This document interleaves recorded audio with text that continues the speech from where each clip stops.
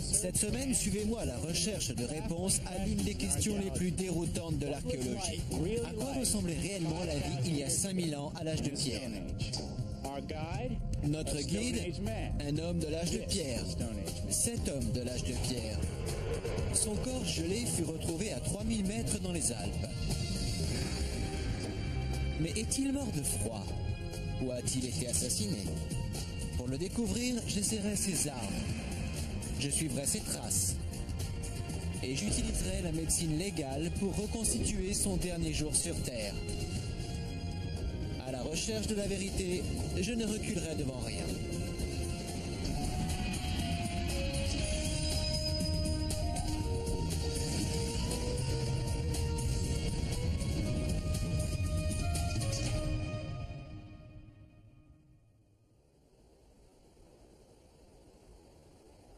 Je suis dans les Alpes, entre l'Italie et l'Autriche, pour résoudre un mystère préhistorique.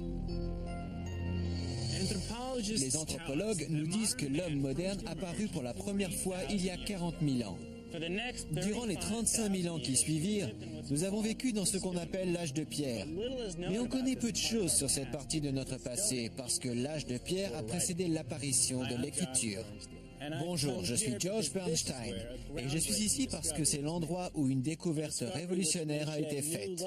Une découverte qui peut jeter une lumière nouvelle sur notre mystérieux passé préhistorique.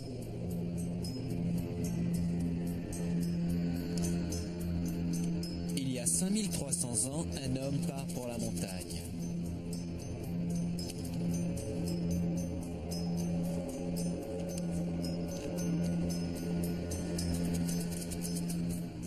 Le chemin lui est familier tandis qu'il se dirige vers un haut col alpin qui mène aux vallées du Nord.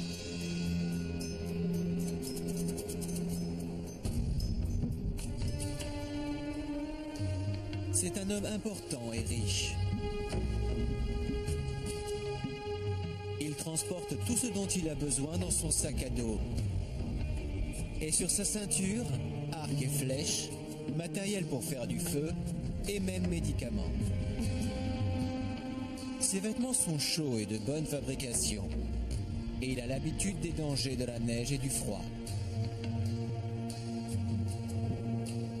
Il est chez lui dans cet environnement.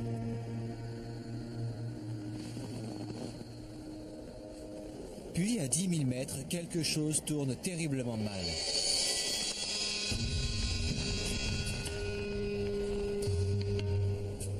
Il devient de plus en plus faible. Et finalement, il meurt.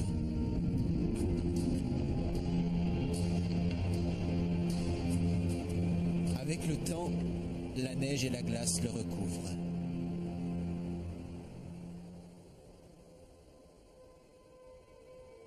« 5300 ans plus tard, en 1991, l'homme fut découvert par 2 randonneurs allemands.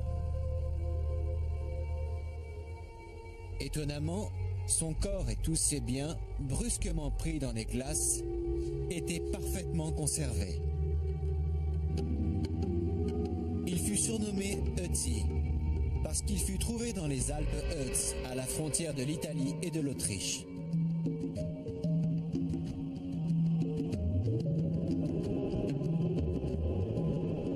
Les archéologues commencèrent immédiatement à spéculer sur la façon dont Ötzi avait trouvé la mort. La plupart pensèrent qu'Ötzi avait été pris dans un blizzard et qu'il était mort d'une exposition au froid. Mais il y avait d'autres théories. Peut-être avait-il eu un accident.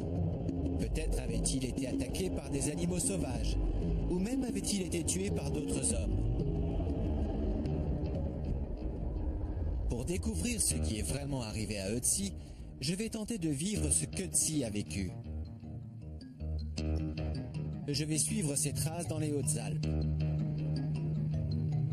Je suis guide de survie et je suis curieux de savoir comment les hommes de l'âge de pierre essayaient de survivre dans cet environnement rigoureux. Nous sommes sur un chemin qui était probablement très familier à Ötzi. C'est une route de commerce qui date des temps préhistoriques. Je suis avec le professeur Walter Leitner, un archéologue de l'université d'Innsbruck. Alors à quoi cela ressemblait-il à cette époque-là? Ici, on faisait du feu. Ici? Walter a découvert ce site archéologique en 1994. Même avec de la neige autour, cet endroit est totalement sec. Il a établi que c'était un abri utilisé par les marchands pendant l'âge de pierre. Je vais vous poser d'autres questions. Il faut que je fasse attention à ma tête. Les gens à cette époque n'étaient pas aussi grands. Quand les hommes ont-ils commencé à utiliser ce site? 8000 ans avant Jésus-Christ. Vraiment? Oui, et ils s'y fixèrent entre 8000 et 4000 ans avant Jésus-Christ. Alors il y avait des hommes ici il y a 5300 ans, à la période où vivait Ötzi. Exactement. L'endroit où l'on a découvert l'homme dans la glace n'est pas très loin d'ici. À quelle distance? Cela prend 3 ou 4 heures de monter là-haut. Alors je pense que Ötzi a pu faire une halte ici. Vraiment? Oui. Ötzi lui-même était ici, assis juste ici. Oui. Oui, comme vous. C'est mon avis. Waouh, c'est fou. C'est incroyable de penser que... Oui, oui. Mais Ötzi s'est certainement hasardé bien plus loin dans les montagnes que cet abri de rochers. Mon objectif est de suivre son chemin aussi loin et aussi haut qu'il aille. Nous nous dirigeons vers le col entre l'Italie et l'Autriche, où le corps d'Ötzi a été retrouvé. Devant nous, une ascension périlleuse de 4 heures sur 4 km de terrain dangereux. Pour nous aider dans notre gageur, Walter et moi rejoignons Marcus Pirpammer, un guide de haute montagne et l'une des premières personnes à avoir trouvé Ötzi. Alors dites-moi pourquoi je suis encordé. Eh bien, nous allons sur le glacier. C'est vraiment dangereux là-bas. Beaucoup de crevasses. La neige fraîche dissimule des crevasses meurtrières qui peuvent avoir entre 15 et 18 mètres de profondeur. Alors c'est du sérieux, c'est un peu dangereux, hein? D'ici jusqu'à là-bas? Sur le glacier? Oui. C'est la première fois que je suis encordé. Ah ouais? Ouais. C'est aussi la première pour moi. Je dois avouer que j'ai un peu peur. Attendez, juste histoire de savoir ce qu'il faut faire. Si vous tombez dans une crevasse, qu'est-ce que je fais? Je reste debout et je vous tiens? Restez juste immobile et tirez sur la corde. Peut-être que je sortirai de la crevasse moi-même. Ou vous devrez tirer tous les deux, Walter et vous. Ok, et si je tombe, qu'est-ce que je fais? Ne bougez pas. Je tiens bon. Je vous le dirai. Nous vous aiderons à sortir. Ok, alors vous deux, vous êtes mes meilleurs amis maintenant. Oui, en ce moment, oui. Ma vie est entre vos mains. Entre ici et notre destination, 2 glaciers et qui sait combien de crevasses dérobées. Nous montons pendant 1 heure. Puis une autre. Si Ötzi est venu par ici, il aurait été beaucoup plus accoutumé à l'altitude. Quant à Walter et moi, le trajet nous brûle les poumons. Ouais. J'ai de plus en plus de respect pour la capacité d'Ötzi à évoluer à travers les Hautes-Alpes.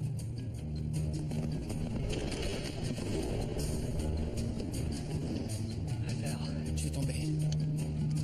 Vous pouvez me donner un coup de main?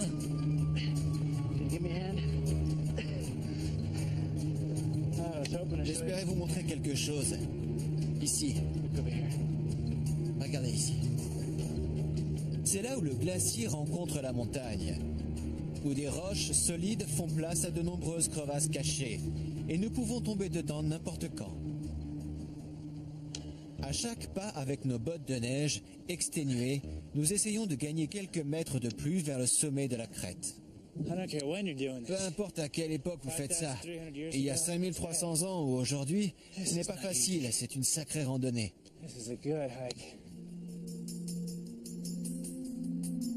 Je me demande pourquoi Ötzi a fait ce voyage dans les Alpes. Il devait connaître les risques d'une telle marche. Et très certainement, il connaissait la menace constante du mauvais temps. les Alpes, les conditions atmosphériques changent très vite. Et c'est exactement ce qui nous arrive.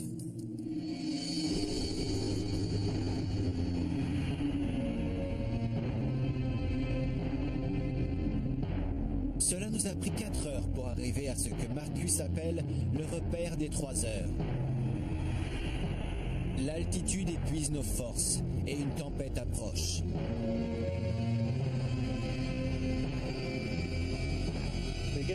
La bonne nouvelle, c'est que nous sommes arrivés à ce repère.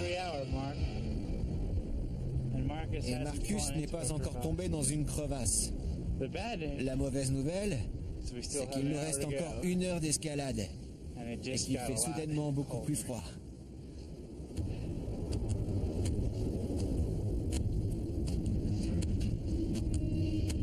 Est-ce ce qui est arrivé à Ötzi? Est-ce qu'une tempête imprévue l'a pris de court? Est-ce que l'histoire est sur le point de se répéter? Je ne vois plus rien. C'est mauvais signe. Là où nous allons maintenant, nous devons descendre par là. La situation est devenue très sérieuse. La température s'est effondrée et la visibilité est réduite à quelques mètres. Marcus vient de me dire que, parce que la tempête continue à se former, il ne va pas pouvoir me montrer le site d'Ötzi. Chaque minute que je passe sur cette montagne ajoute au danger. Soudain, tout a changé. La question n'est pas de savoir si nous pouvons accéder au site où Ötzi est mort, mais si nous pouvons nous en sortir vivants. Je suis dans les Alpes italiennes, suivant la trace d'un homme de l'âge de pierre appelé Ötzi. J'ai traversé un glacier, me dirigeant vers l'endroit où il a été trouvé, bien au-dessus des neiges éternelles. Mais une tempête soudaine nous a presque ensevelis vivants. Je suis de retour dans ma chambre d'hôtel et je voudrais prendre un moment pour raconter ce qui s'est passé. Le mauvais temps est arrivé juste quand nous atteignions le sommet du glacier. Et en quelques minutes seulement, nous ne pouvions plus rien voir. Cela dépassait les limites de mon métier de présentateur. C'était comme boum. Nous n'étions plus que des hommes pris au piège sur cette montagne. Nous aurions pu mourir, c'était aussi grave que cela. Je suis passé de « je veux voir où on a trouvé Ötzi » à « je veux vivre et ne pas mourir à l'endroit où Ötzi est mort ». C'était vraiment à ce point-là. Marcus a appelé un hélicoptère. Mais avec une visibilité presque nulle, nous avons dû encore dégringoler de 600 mètres le long d'une dangereuse falaise avant que l'hélico puisse nous recueillir. J'ai été guide pendant 16 ans et je n'ai jamais été dans une situation où nos vies ont été en péril à ce point. D'un côté, je suis contrarié de ne pas avoir vu le site, mais d'un autre, plus important, je suis vraiment tout simplement heureux d'avoir survécu. Pas maintenant, demain. Nous allons nous reposer, prendre un bain chaud, puis nous devons retourner là-haut.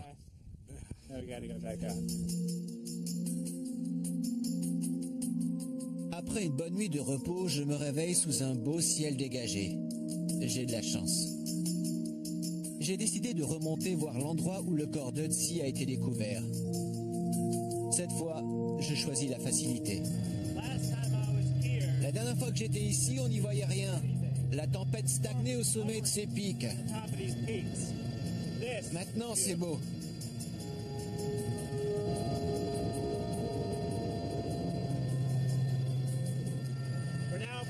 Nous approchons maintenant du lieu où Ötzi a été découvert. Juste ici, vous pouvez le voir. Il y a un pylône, une balise qui montre où la découverte néolithique a été faite. Là, juste là. Et voici pourquoi il a été si difficile de le trouver. Nous sommes au sommet du monde, au milieu de nulle part. Regardez cet pic, regardez cette pente. C'est à cet endroit que nous avons dû descendre toute la pente aveuglée par la neige. Nous avons attaché une corde. Nous avons attaché une corde à ce rocher, juste là. Et nous sommes descendus très vite, tout en bas, où l'hélicoptère nous a pris, sur le versant de cette falaise. Ça fait un drôle d'effet de revenir ici.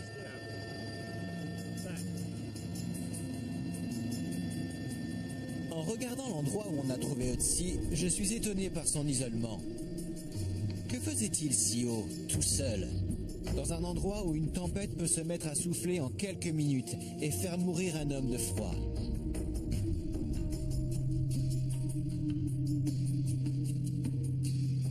Comment Ötzi pouvait-il penser qu'il survivrait à cette altitude? Quelle sorte de préparation avait-il pour faire face à des conditions si hostiles? Qui était cet homme?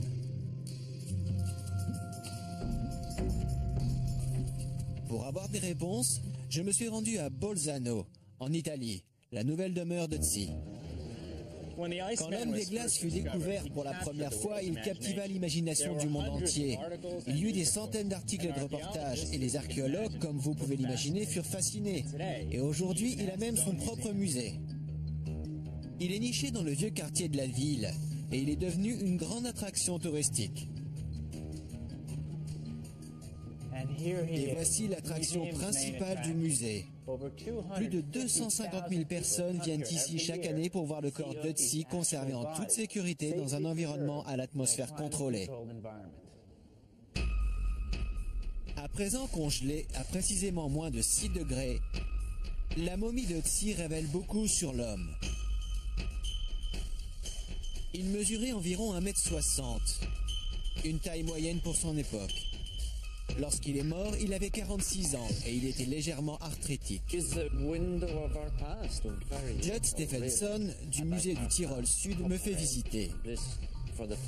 Pour la première fois, nous sommes capables de comprendre quelque chose à la façon dont l'homme s'habillait, à ce qu'il mangeait, à l'équipement qu'il utilisait, quelles armes il avait, par exemple. D'un point de vue pratique, ces vêtements, qu'en est-il de cette veste? Bien. Ce manteau, vous pouvez voir les bandes alternées ici. Elles sont faites de lanières de peau de chèvre cousues ensemble avec des tendons d'animaux. Vous savez, ce n'est pas du Gore-Tex ou rien de ce genre. Mais c'était extrêmement efficace pour lui tenir chaud. Tandis que Judd parle, Ötzi prend vie dans mon imagination. Il porte un arc puissant. Son sac à dos est aussi pratique que celui de n'importe quel randonneur moderne. Ses chaussures en daim sont fourrées d'herbes sèches, le moyen d'isolation disponible le plus efficace. Elles garderont ses pieds au chaud, même dans la neige profonde. Il portait certains objets vraiment importants, comme son poignard à lame en silex. Tout était bien pensé avec une utilité. Et voici un outil à retoucher. On dirait un crayon. On l'utilisait pour tailler du silex.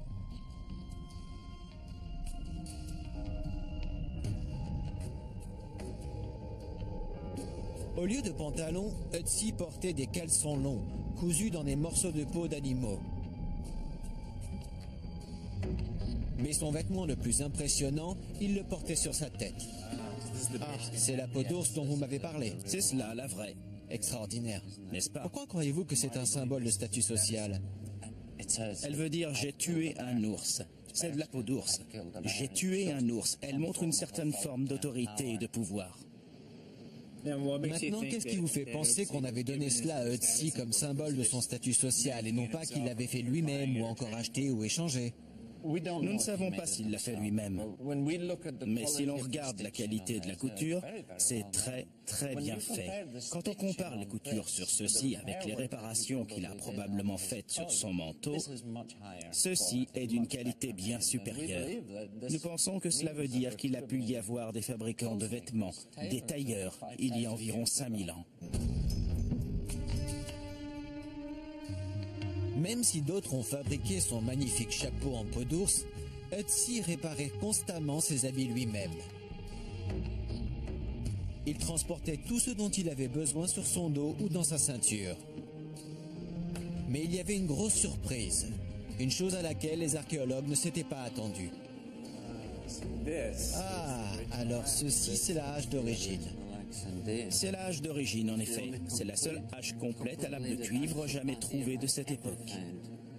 Je suppose que nous avons beaucoup de chance qu'elle ait été enterrée avec lui. Oh oui, ça a été la première indication de la portée de la découverte de l'homme des glaces. Que pensez-vous que Tsi faisait de quelque chose comme ça? Nous pensons que c'était un symbole de statut social, du cuivre. C'est le tout premier stade de l'âge de cuivre, pour autant qu'on sache. Par conséquent, c'était quelque chose d'une importance symbolique. Mais cela a aussi pu être utilisé comme outil. Elle a des signes d'usure sur la lame, alors elle peut être utilisée.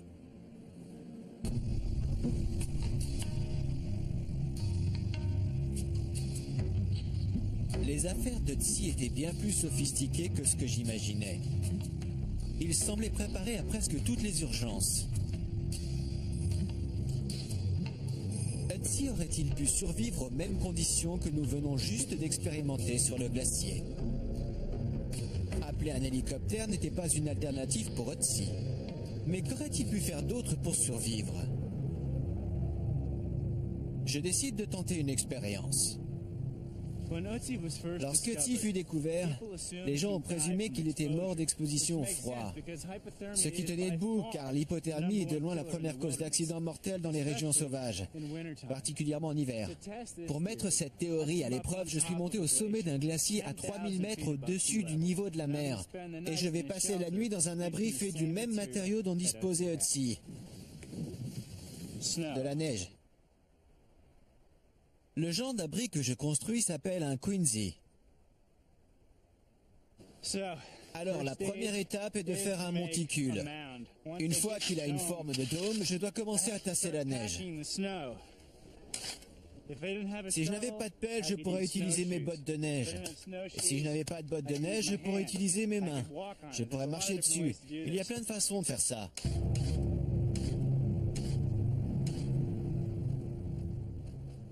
Pendant que je fais ça, il faut que je fasse très attention à ma température. Parce que je peux me mettre à suer. Et si j'arrête de travailler, cette sueur va geler.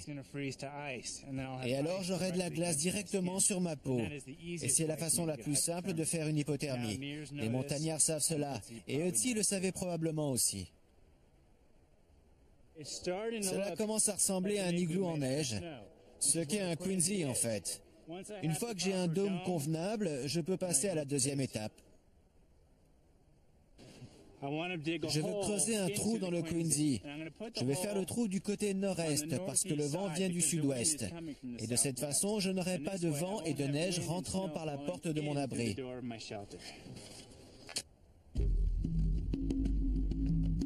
Cela prend 4 heures de travail acharné pour finir le Quincy et juste à temps. Ces montagnes deviennent bien plus froides quand le soleil se couche.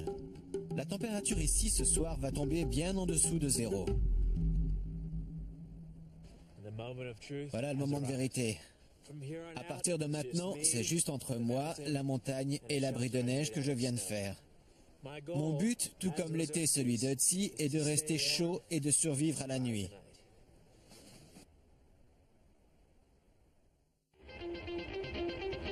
Un homme de l'âge de pierre appelé Tsi a été gelé dans les Alpes il y a 5300 ans. Je me suis rendu là où il a été retrouvé. J'ai appris comment il s'était équipé pour survivre dans son environnement. Maintenant, j'ai l'intention de passer la nuit dans un abri de neige que j'ai moi-même construit et d'explorer la théorie selon laquelle Tsi serait mort de froid. Je suis à 3000 mètres sur un glacier. Et la température est bien en dessous de 0. Laissez-moi vous faire visiter. Voilà la porte bloquée par mon sac à dos. Et le reste de l'abri, c'est juste de la neige. Regardez ça. Je suis Superman. Et ça, c'est ma forteresse de solitude. Nous sommes au milieu de la nuit, j'ai dormi un peu ici et là. Cela dépendait de mon état de confort.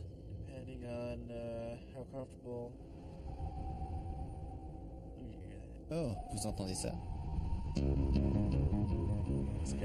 Il fait de plus en plus froid. Il fait moins 1 degré dans ce Quincy. Froid. Mais je suis toujours vivant. Alors l'expérience continue.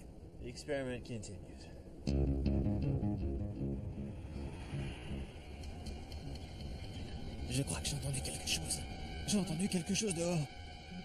Qui est-ce? C'est Otzi. Qu'est-ce que vous voulez? Qu'est-ce que vous voulez?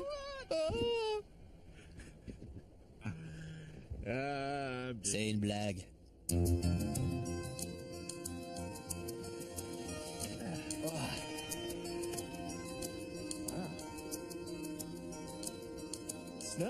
Enneigé. Je n'avais pas réalisé qu'il y avait tant de neige. Pas mal du tout. J'ai passé la nuit, je n'ai pas dormi tout le temps, mais peu importe. J'ai survécu et c'est le principal. Si j'ai pu survivre à cette nuit, alors Otzi l'a pu lui aussi. Alors je repars à zéro et vers d'autres hypothèses.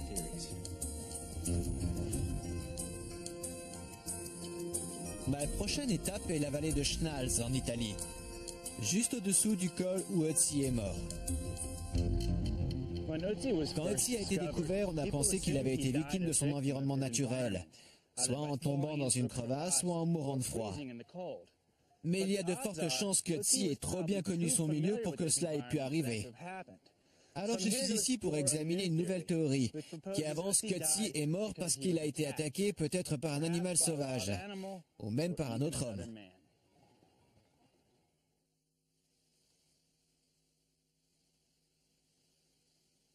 Afin de mettre cette idée à l'épreuve, j'ai rencontré Harm Paulson, un archéologue expérimental. Il fait du feu avec les mêmes matériaux que Otzi portait, de la pyrite et des herbes sèches faites de plantes et de champignons locaux.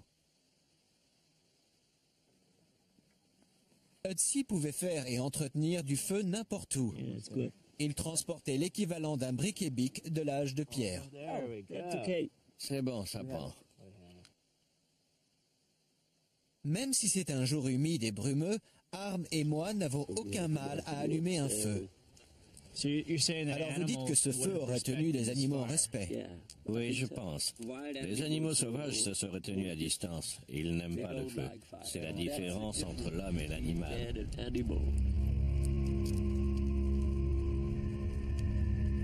La maîtrise du feu qu'avait Otzi était encore un moyen pour lui de se protéger. Cela écarte une hypothèse de plus sur la cause de sa mort. Alors la théorie selon laquelle il aurait été attaqué ne fait pas vraiment de poids, parce qu'il possédait le feu. Oui, c'est ça. Je pense que les animaux n'étaient pas le problème. Alors quel était le problème selon vous? C'était les autres hommes. Les autres hommes? Oui, je le crois. Comment Otzi considérait-il ses congénères? Est-il possible que ces armes aient été conçues pour des cibles aussi bien humaines qu'animales? Il est exactement de la même forme et de la même longueur. Même matériau? Même matériau. Je veux découvrir à quel point l'arc d'Otzi était dangereux. Et c'est la spécialité de Harm, de faire et d'utiliser des outils exactement comme les hommes de la préhistoire le faisaient. Avec cet arc, vous pouvez avoir un aperçu de la façon dont Otzi chassait. Otzi a certainement utilisé son arc pour chasser du gibier. Et pour Harm, il ne s'agit pas seulement de recréer des outils que Otzi aurait utilisés, mais aussi de les tester dans des conditions réelles. Je sais que ça a l'air un peu bizarre. Harm pend une carcasse de daim sur le champ de tir et la raison en est simple. Nous devons savoir si cet arc et cette flèche peuvent vraiment transpercer la chair et l'os. Alors nous utilisons ce daim qui a été tué ce matin par des chasseurs. Lorsque nous en aurons fini avec notre expérience, la viande ira à un restaurant pour la venaison. Bon, n'essayez pas ça chez vous.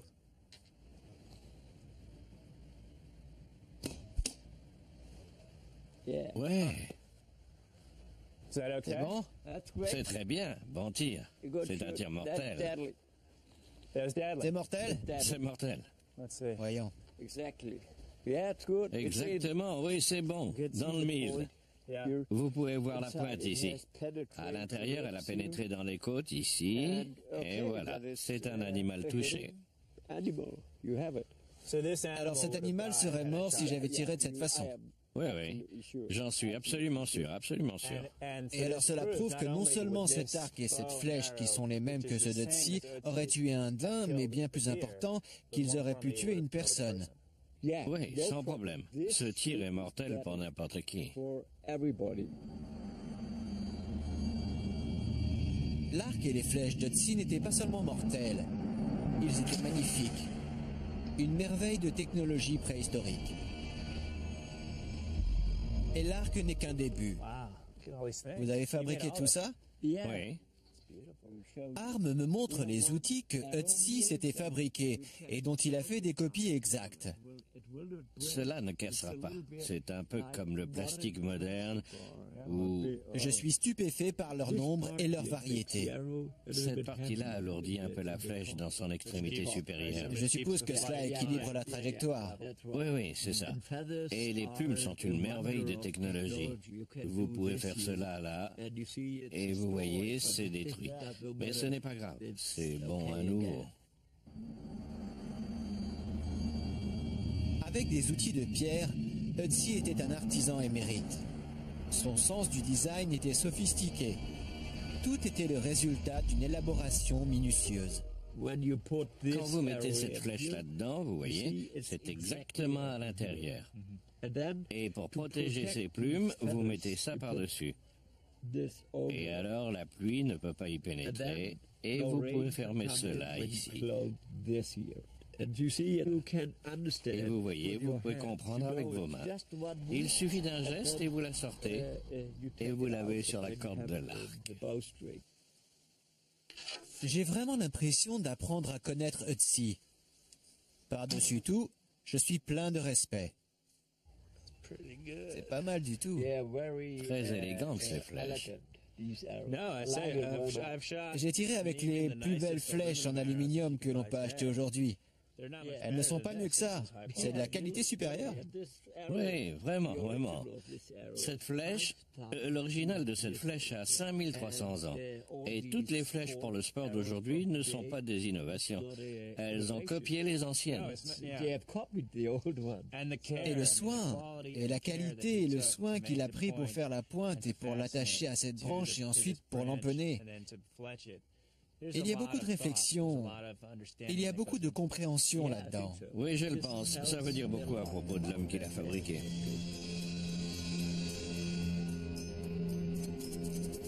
Ötzi était un sculpteur de pierre, façonnant tout ce dont il avait besoin à partir de rien. Combien de gens aujourd'hui peuvent faire cela? Les gens sont les mêmes depuis 40 000 ans, comme nous.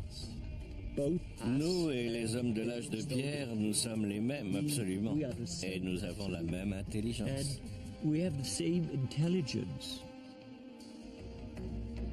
Clairement, Ötzi pouvait se défendre contre des ennemis potentiels avec son arc. Mais avait-il d'autres armes dans son arsenal?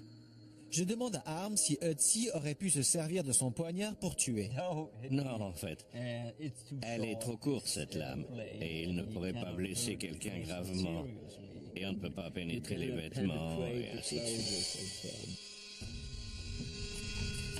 Son couteau n'aurait même pas pu transpercer le manteau d'un autre homme. Mais qu'en est-il de la hache de cuivre? Elle pourrait être utilisée comme une arme? Avec cette hache, vous pouvez couper des arbres, vous pouvez tailler des arcs, et vous pouvez tuer un ennemi. Vous voyez? Vous pouvez vous battre avec. Comme Arm l'a expliqué, les ennemis humains étaient le premier souci d'Ötzi.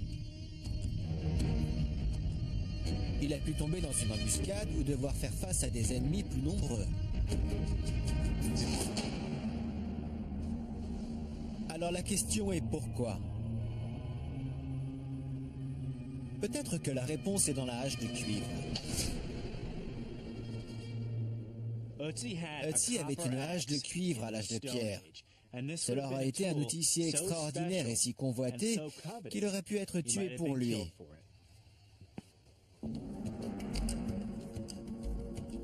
Enfin, nous arrivons quelque part. J'ai une idée plus claire du monde d'Ötzi. Et la hache de cuivre apporte des indices précieux quant à la façon dont il a pu mourir.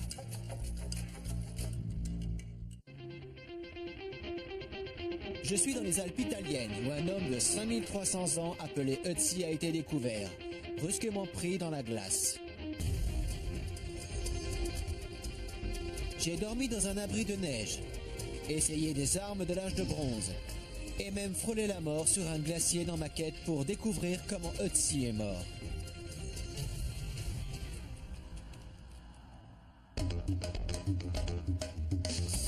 À présent, je suis en route pour Ötzidorf, un village musée construit pour montrer le type de société où vivait Ötzi.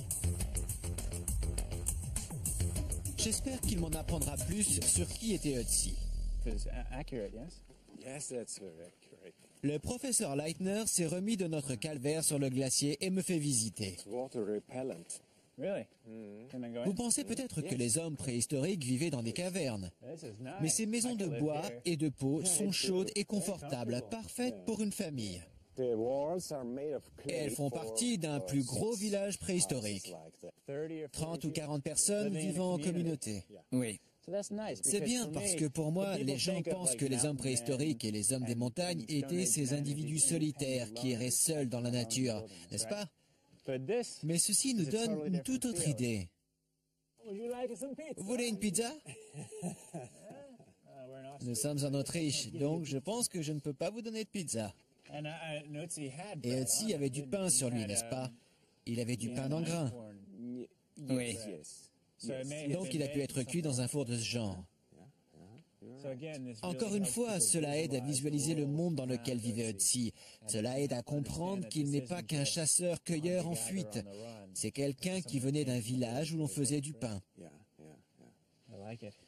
Non seulement Ötzi avait une vie bien remplie, mais il se faisait aussi une idée de la vie après la mort. Ceci est une chambre mortuaire. Elle commence à apparaître à la fin de l'âge de bronze. On mettait le corps à l'intérieur et l'âme de cette personne s'échappait par ce trou. Elle représente un important changement de perspective. À l'époque des chasseurs-cueilleurs, on enterrait les gens plus ou moins là où ils mouraient. Mais ici, à la fin de l'âge de bronze, il y a un sentiment plus fort de continuité, exprimé par la chambre mortuaire parce qu'elle signifie « nous vivons ici ». Les gens commencent à avoir un sentiment d'appartenance à leur communauté. Ötzi est mort à 38 km d'ici, à 3000 mètres d'altitude. S'il avait survécu à la nuit et était descendu du glacier, il aurait peut-être été enterré ici.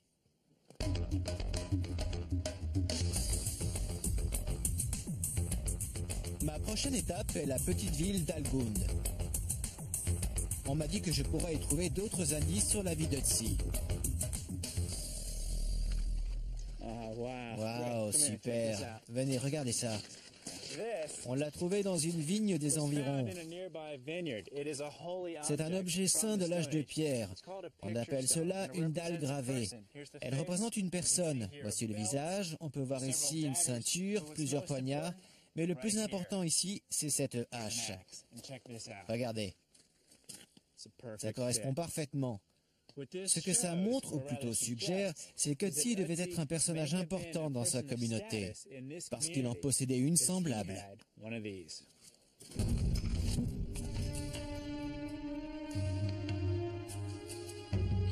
J'ai l'impression de commencer à connaître Ötzi.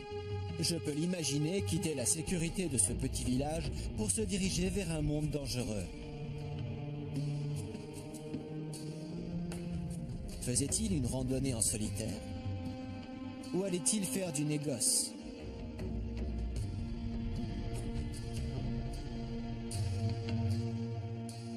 Grâce à la science moderne, nous pouvons faire plus que des spéculations. Nous pouvons en fait suivre ses derniers pas, le jour même de sa mort. Klaus, vous êtes archéobotaniste. Oui. En quoi ça consiste? Je retourne dans la vallée de Schnalz, à quelques kilomètres de l'endroit où Ötzi est mort, pour rencontrer le professeur Klaus Högel, archéobotaniste à l'université d'Innsbruck. Sa spécialité est la relation entre l'homme préhistorique et les plantes. Étonnamment, les plantes peuvent nous dire exactement à quelle époque de l'année Ötzi est mort.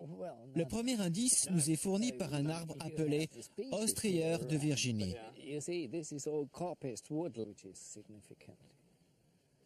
Klaus, vous disiez que cet arbre est significatif. Oui, cela nous a vraiment ébahis. Nous avons trouvé beaucoup de pollen de cet arbre dans ses boyaux. Klaus a trouvé du pollen d'Ostrieur de Virginie dans l'estomac de Tsi. Ce pollen n'est libéré qu'au printemps. Résultat, nous savons que Tsi est mort au printemps. Mais les éléments non digérés trouvés dans l'estomac de Tsi nous en disent encore plus long.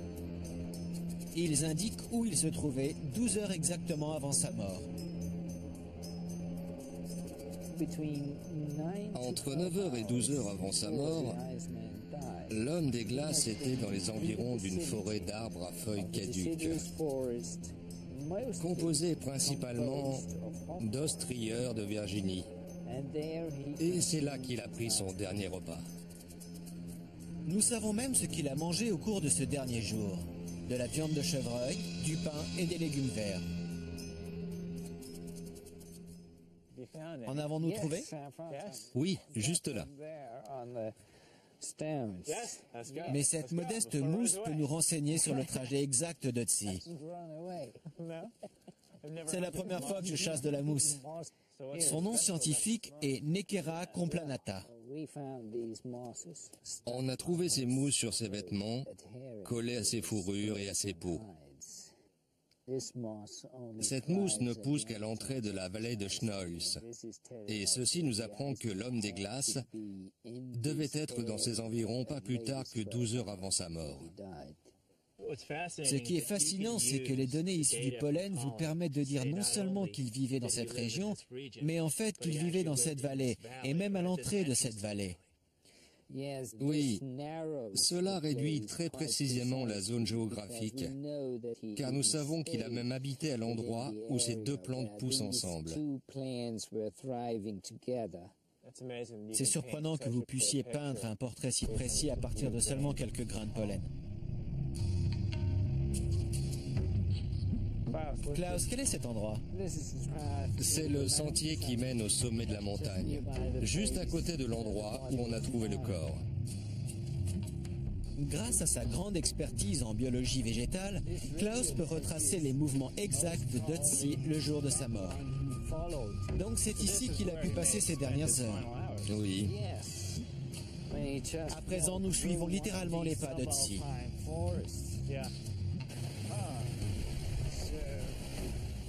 La révélation finale de Klaus vient de la plus modeste des sources. Vous voyez ce mucus brunâtre ici? Cette chose glissante, Ce sont des diatomées. chaque variété de diatomées vit dans un emplacement unique. On les utilise pour identifier les cours d'eau.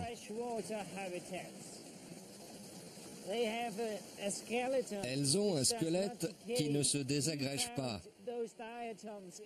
Nous avons trouvé ces diatomées à l'intérieur de ces boyaux, ce qui nous montre qu'il a bu l'eau de ce ruisseau qui descend du sommet où on l'a trouvé. Waouh, c'est impressionnant. Donc non seulement vous avez pu identifier cette région, mais vous avez identifié la vallée, puis l'entrée de la vallée. Vous pouvez dire qu'il a même passé ses dernières heures près de ce ruisseau. Oui. Klaus m'a rapproché plus que je ne l'aurais jamais cru possible des derniers instants de Tsi. Mais peut-on aussi établir les circonstances précises de sa mort? Je m'acharne à découvrir la véritable histoire de Tsi, un homme de l'âge de pierre trouvé dans les Alpes italiennes, conservé dans la glace depuis le jour de sa mort. Nous avons examiné l'hypothèse que Tsi ait pu être la victime du temps ou d'un accident. Mais il y a une explication possible de plus, le meurtre. Afin d'explorer cette nouvelle et bien plus troublante théorie, je suis venu à Bolzano, en Italie. Je suis ici pour parler au docteur Paul Gostner, ancien chef de service de radiologie de l'hôpital municipal. En 2001, il examina de nouveau les radios du corps de Tsi. L'œil exercé de Gostner remarqua quelque chose que les autres scientifiques n'avaient pas vu. Alors, y a-t-il quelque chose d'insolite sur cette radio? Dans la région de l'épaule gauche, j'ai noté une tache plus claire qui est approximativement aussi lumineuse qu'un os. Si vous l'examinez plus exactement, vous vous rendez compte que cette tache a la forme d'une pointe de flèche. Ça ressemble vraiment à une pointe de flèche, c'est incroyable. Enfin, des indications concrètes. Cette flèche dans le dos est une grande nouvelle. Non seulement parce que cela explique comment Ötzi est mort, mais parce que cela suggère la possibilité d'un meurtre. C'est là où l'archéologie s'efface et la médecine légale moderne prend le relais. Quand le docteur Gostner fit sa découverte, il apporta immédiatement la radio au médecin légiste de la ville, le docteur Edward Egarter. Docteur, pouvez-vous me dire à quoi servent ces outils? Celui-ci, par exemple, à quoi sert-il? C'est un couteau que nous utilisons pour couper le cerveau et le foie. Ah ouais. Le docteur Egarter est un médecin légiste. Il est aussi responsable de la conservation du corps d'Ötzi et de toutes les recherches qui lui sont associées. On coupe comme ça, hein? Ouais. Et celui-là, il a l'air intéressant. Il sert à quoi? C'est un marteau? C'est pour ouvrir le crâne. D'accord. Alors nous allons le laisser juste ici. Bien, dites-moi, vous avez l'habitude de travailler avec des humains modernes. Ça fait quoi que l'on vous amène quelqu'un vieux de 5300 ans? Ce n'est pas important si le corps a 5300 ans ou une journée. C'est la même approche. En travaillant avec le docteur Gostner, le docteur Egarter mit Ötzi sur la table d'opération et trouva une petite blessure qui transperçait sa peau et ses muscles dans la direction de l'os. C'est la preuve concluante qu'Ötzi avait été touché par une flèche. La vraie manière dont la flèche est entrée dans le corps, ce n'est pas quelque chose qu'il aurait pu se faire lui-même. On a dû lui tirer dans le dos, n'est-ce pas? Oui, il a été touché exactement à cet endroit. Et la flèche a pénétré profondément sur 3 cm dans le corps. Et l'homme des glaces est un peu plus petit que vous. Oui, plus petit. Oui, plus petit et sa poitrine est plus mince. Ça va. Et la pointe de la flèche s'est arrêtée dans cette position. Maintenant, nous obtenons de vraies réponses.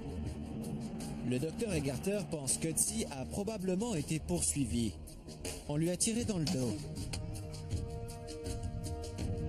La flèche a pénétré de presque 5 cm dans son dos.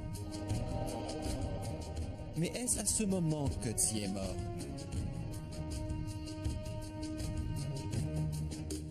Pour répondre à cette question, le docteur Egarter examina Ötzi une nouvelle fois. Il trouva quelque chose d'étonnant, des blessures à d'autres endroits du corps d'Ötzi. Nous avons trouvé une blessure dans la main droite de l'homme des glaces, exactement dans cette position.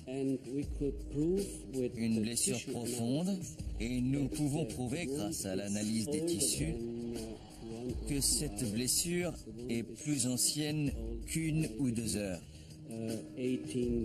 La blessure remonte à 18 ou 24 heures. Alors, il a probablement été engagé dans un combat 1 ou 1 jour et demi avant de mourir. Selon cette théorie, Ötzi a été entraîné dans une lutte désespérée avec plus d'une personne. Pour le docteur Egarter, les faits sont clairs. Il pointe en direction du meurtre. Quelques heures avant sa mort, il a été impliqué dans un affrontement. Il a été blessé à la main. Il a 3 ou 4 autres petites blessures à droite sur la poitrine. Et toutes ces informations permettent de conclure qu'il y a eu mort par violence.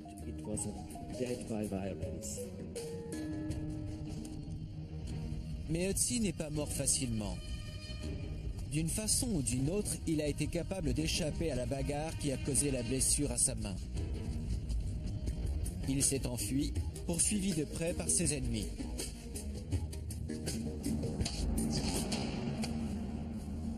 On lui a tiré dessus, mais il s'est relevé.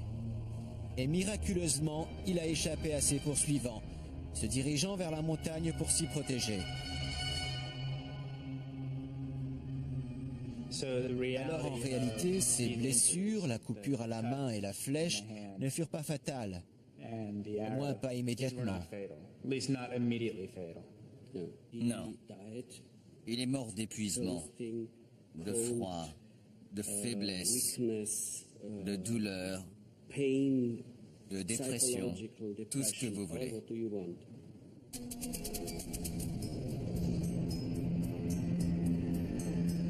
Ötzi devait avoir une endurance énorme. Il a survécu au moins 8 heures après qu'il ait été blessé. Malgré des blessures multiples, une pointe de flèche dans son épaule et une perte de sang considérable, il a réussi à escalader des milliers de mètres droit dans les hautes montagnes. C'est là qu'il est finalement mort.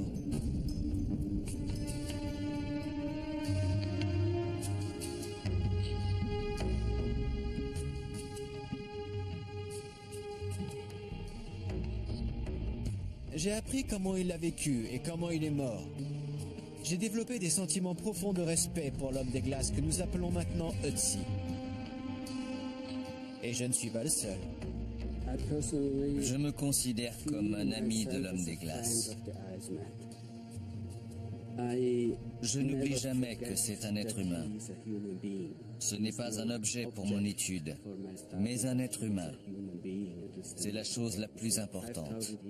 5000 ans ou pas, ce n'est pas important.